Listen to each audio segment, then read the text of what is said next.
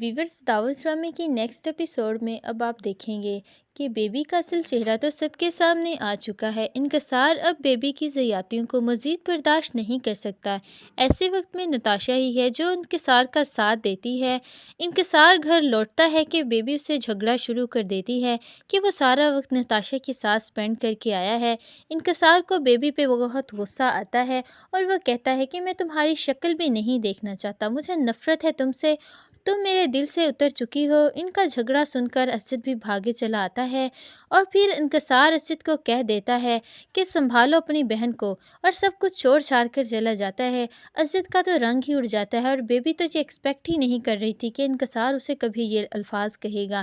ادھر اریبہ فہد سے ملنے جاتی ہے، تبھی فہد اسے کہتا ہے کہ تم صرف ریحان کے بارے میں ہی سوچتی ہو، کبھی ان سب کو چھوڑ کر ادھر ادھر بھی نظر دوڑاؤ، اور بھی بہت سے لوگ ہیں جنہیں تمہاری فکر ہے، جو تمہارے منتظر ہیں۔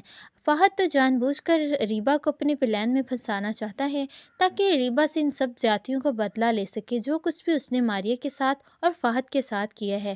اور ریبہ گھر آتے ہی کہہ دیتی ہے، نور جب اسے بھاگ کر لپٹتی ہے کہ ماما ماما، تبھی ریبہ اسے کہہ دیتی ہے کہ نہیں ہوں میں تمہاری ماما، تمہاری ماں تمہیں جنم دیتے ہی مر گئی تھی اور ساتھ میں مجھے بھی زندہ درگور کر گئی تھی۔ یہ سن کر ریحان اور خالہ ماں کے تو رنگ ہی اڑ جاتے ہیں، اور پھر ریحان بھی اریبہ سے کہہ دیتا ہے کہ میری زندگی میں سب سے بڑی غلطی تھی کہ میں نے تم سے شادی کی اور تم جیسی عورت پر ٹرسٹ کیا۔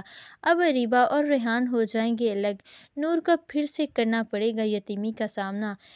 کیا اریبہ کو نور کے لیے چھوڑ دے گی فہد کو، یا پھر ریحان اور اریبہ ہو جائیں گے الگ؟ آپ سب اس بارے میں کیا کہتے ہیں کمنٹ سیکشن میں اپنی قیمتی رائے سے ہمیں لازمی آگاہ کیجیے گا۔ مزید ڈرامہ اپڈیٹس کے لیے ہمارے چینل کو سبسکرائب کر لیجیے گا، ساتھ میں موجود بیل آئیکن کو دبا لیجیے گا تاکہ ہمارے چینل پہ چلنے والے ہر نیو اپڈیٹ کا نوٹیفیکیشن آپ کو بآسانی اور وقت پر ملتا رہے۔ اگر آپ کو ہماری ویڈیوز اچھی لگ رہی ہیں تو لائک اور دوستوں کے ساتھ لازمی شیئر کیجیے گا۔